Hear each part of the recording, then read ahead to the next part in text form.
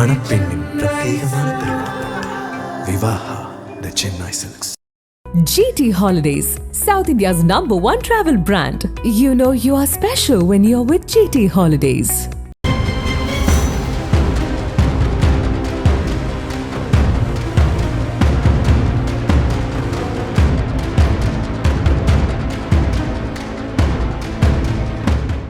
முப்பது லட்சம் பக்கங்களை கொண்ட எப்ஸ்டீன் ஃபைல்ஸ் வெளியாகி அமெரிக்காவில் பெரும் பரபரப்பை ஏற்படுத்தியுள்ளது. இதில் அமெரிக்க அதிபர் முதல் பல நாட்டு பிரபலங்களின் பெயர்கள் குறிப்பிடப்பட்டுள்ளதால் தற்போது அமெரிக்காவை தாண்டியும் கதிகலங்க வைத்திருக்கிறது. இப்படி உலகையே அதிர்ச்சியில் ஆழ்த்தியிருக்கும் எப்ஸ்டீன் ஃபைல்ஸ் பற்றியும் முதலில் எப்ஸ்டீன் யார் என்பது பற்றியும் சற்று விரிவாக பார்ப்போம். ஜெஃப்ரி எப்ஸ்டீன் அவர் ஒரு அமெரிக்க கோடீஸ்வரர். அவர் வங்கி மற்றும் நிதி தொடர்பான பணியில் இருந்ததால் எப்ஸ்டீனுக்கு அமெரிக்காவின் அனைத்து துறை சார்ந்த பிரபலங்களுடன் மிக நெருக்கமான நட்பு இருந்தது. ஏராளமான சிறுமிகளையும் இளம் பெண்களையும் ஏமாற்றி கடத்தி வாழ்க்கையை நாசம் செய்து அவர்களை பல பிரபலங்களுக்கு விருந்தாக்கிய மிக மோசமான பாலியல் குற்றவாளியாக எப்ஸ்டீன் அடையாளப்படுத்தப்பட்டுள்ளார். கடந்த 2005ஆம் ஆண்டு முதல் ஜெஃப்ரி எப்ஸ்டீனின் மீது பல குற்றச்சாட்டுகள் முன்வைக்கப்பட்டன. லிட்டில் ஜெயின் ஜேம்ஸ் எனும் தீவில் சிறுமிகளை ஏமாற்றி கடத்தி சென்று பாலியல் வன்கொடுமை செய்ததாக கூறப்பட்டு வந்தது.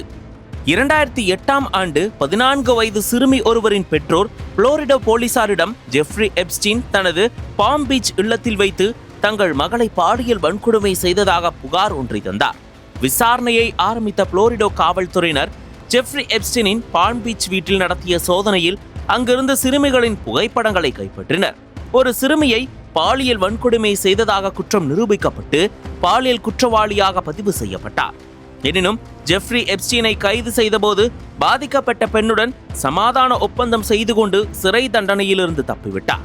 அதன் பின் 11 ஆண்டுகளுக்கு பிறகு மீண்டும் 2019ஆம் ஆண்டு பாலியல் தொழிலுக்காக குறைந்த வயதுடைய சிறுமிகளை கொண்ட ஒரு நெட்வொர்க்கை நடத்தியதாக குற்றம் சாட்டப்பட்டு கைது செய்யப்பட்டு 2019 ஆகஸ்ட் மாதம் நியூயார்க்கில் உள்ள சிறையில் அடைக்கப்பட்ட எப்ஸ்டீன் மர்மமான முறையில் சிறையில் உயிரிழந்தார். அவர் சிறையில் தற்கொலை செய்து கொண்டதாக அறிவிக்கப்பட்டது. எப்ஸ்டீன் வெளியில் வந்தால் பல முக்கிய நபர்களின் பெயர்கள் அடிபடும் என கருதி சிறையில் வைத்தே அவரது கதையை முடித்து விட்டார்கள் என பரபரப்புகளும் கிளம்பின. சரி, தற்போது எப்ஸ்டீன் ஃபைல்ஸ் என்றால் என்ன என்பதை பற்றி பார்ப்போம். ஜெஃப்ரி எப்ஸ்டீன் சிறையில் தற்கொலை செய்து கொண்டார் என வழக்கு முடிக்கப்பட்டது. எப்ஸ்டீனின் உதவியாளர் கிஸ்லேன் மாக்ஸ்வெல் தற்போது 20 ஆண்டுகால சிறை தண்டனையை அனுபவித்து வருகிறார். அமெரிக்க நீதிமன்ற சட்டப்படி வழக்கு முடிவுக்கு வந்த பின் குறிப்பிட்ட ஆண்டுகளுக்கு பின்னர் அவற்றை பொதுமக்களின் பார்வைக்கு வெளியிடப்படும். அதன்படி குற்றவாளியாக அறியப்பட்டு உயிரிழந்த ஜெஃப்ரி எப்ஸ்டீன் என்ற நபர் பற்றிய நீதிமன்ற ஆவணங்கள் தான் எப்ஸ்டீன் ஃபைல்ஸ். ஆவணங்கள் பாதிக்கப்பட்டவர்கள் மற்றும் சாட்சிகளின் வாக்குமூலங்கள், எழுத்து பிரதிகள் மற்றும் எப்ஸ்டீனின் இடங்களில் நடத்தப்பட்ட சோதனைகளில் பறிமுதல் செய்யப்பட்ட பொருட்கள் என சுமார் 30 லட்சத்துக்கும் அதிகமான பக்கங்கள், சுமார் 2000 வீடியோக்கள் மற்றும் 1,80,000 போட்டோக்கள் அடங்கிய 300 GB அளவிலான ஆவணங்களை அமெரிக்காவின் உள்நாட்டு புலனாய்வு பிரிவான FBI சேமித்து வைத்திருந்தவற்றை தான் அமெரிக்க நீதித்துறை ஜனவரி இறுதியில் தங்களது இணையதளத்தில் பதிவேற்றி வெளியிட்டுள்ளது. வெளியாகியுள்ள எப்ஸ்டீன் ஃபைல்ஸில் உள்ள தகவல் தான் இந்தியா வரை பரபரப்பாக்கியுள்ளன. அதில் அமெரிக்க ஜனாதிபதியாக உள்ள டொனால்ட் ட்ரம்ப் 25 ஆண்டுகளுக்கு முன்பு நியூ ஜெர்சியில் வைத்து 13-14 வயது மதிக்கத்தக்க சிறுமி ஒருவரை ட்ரம்ப் பாலியல் ரீதியாக துன்புறுத்தியுள்ளார். அப்போது அச்சிறுமி தற்காப்புக்காக ட்ரம்பை கடித்ததாகவும் அதற்காக அவர் சிறுமியின் முகத்தில் தாக்கியதாகவும் அந்த ஆவணத்தில் குறிப்பிடப்பட்டுள்ளது. ட்ரம்பின் மார்யே லாகோ இல்லத்தில் நடைபெற்ற விருந்துகளில் Elon Musk, Donald Trump junior மற்றும் இவான்கா ட்ரம்ப் உள்ளிட்ட பல முக்கிய பிரமுகர்கள் கலந்து கொண்டதாக எப்ஸ்டீன் ஃபைல்ஸ் ஆவணங்கள் சுட்டிக்காட்டுகின்றன. உலகின் பெரும் பணக்காரரான பில்கேட்ஸ் குறித்து கடந்த 2013ஆம் ஆண்டு ஜூலை 18ஆம் தேதி இமெயில் ஒன்றை அனுப்பியுள்ளார். அந்த மின்னஞ்சலில் மைக்ரோசாப்டின் இணை நிறுவனரான பில்கேட்ஸ் ரஷ்ய பெண்களுடன் தனிமையில் இருந்தார். அதன் பிறகு பாலியல் ரீதியான நோயால் பாதிக்கப்பட்டு அதற்கான மருந்துகளை நாடினார். இந்த இமெயிலை அழிக்க பில்கேட்ஸ் வலியுறுத்தினார் என்ற விவரங்கள் உள்ளன. பில்கேட்ஸ், மெலிண்டா ஆகியோர் கடந்த 1994ஆம் ஆண்டு திருமணம் செய்தனர். அதன் பிறகு இருவரும் விவாகரத்து பெற்றனர். அந்த சமயத்தில் பில்கேட்ஸ் அளித்த நேர்காணல் ஒன்றில் எப்ஸ்டீன் உடனான தனது நட்பும் விவாகரத்துக்கு ஒரு காரணம் என்று கூறியிருந்தார். பிரிட்டன் இளவரசர் ஆண்ட்ரூ 2010ஆம் ஆண்டு ஆகஸ்ட் மாதம் 11ஆம் தேதி எப்ஸ்டீன் அனுப்பிய அந்த மின்னஞ்சலில் 26 வயது ரஷ்ய இளம்பெண் ஒருவரை ஆண்ட்ரூவுக்கு அறிமுகம் செய்து வைக்கிறார் எப்ஸ்டீன். அவரது மின்னஞ்சலுக்கு பதிலளித்த ஆண்ட்ரூ தான் ஐரினா என்னும் அந்த ரஷ்ய இளம்பெண்ணை சந்திக்க ஆவலுடன் காத்திருப்பதாக தெரிவித்துள்ளார். பின்னர் எப்ஸ்டீனுடைய மாளிகைக்கு விருந்துக்கு சென்றபோது விர்ஜினியா கிஃப்ரி என்னும் 17 வயதுடைய பெண்ணுடன் உறவு வைத்துக் கொண்டதாக பின்னாட்களில் அந்த பெண் வழக்கு தொடர்ந்தார் என்பது குறிப்பிடத்தக்கது.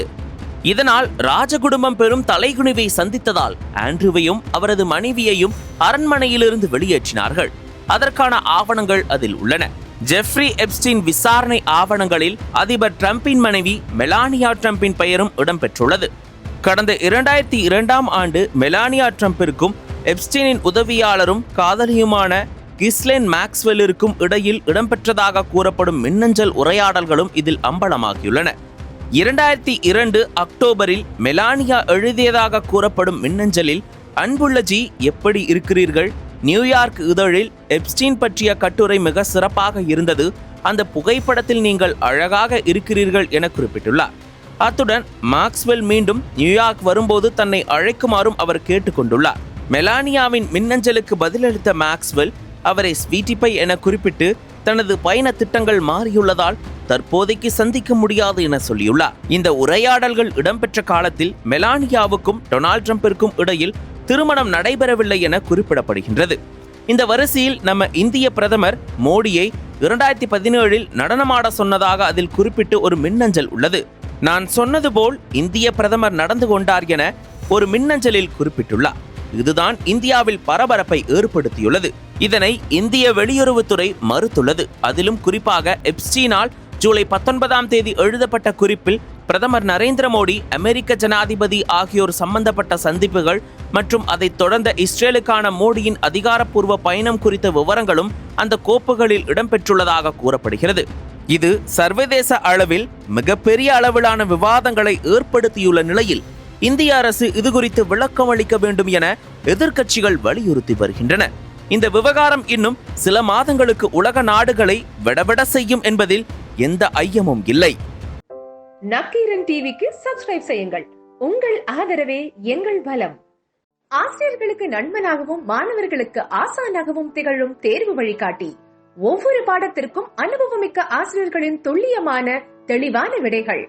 CNC இருக்கு, தேர்வு பயம் எதற்கு? இது தீரன் பப்ளிஷிங் ஹவுஸ் விற்பனை வெளியீடு.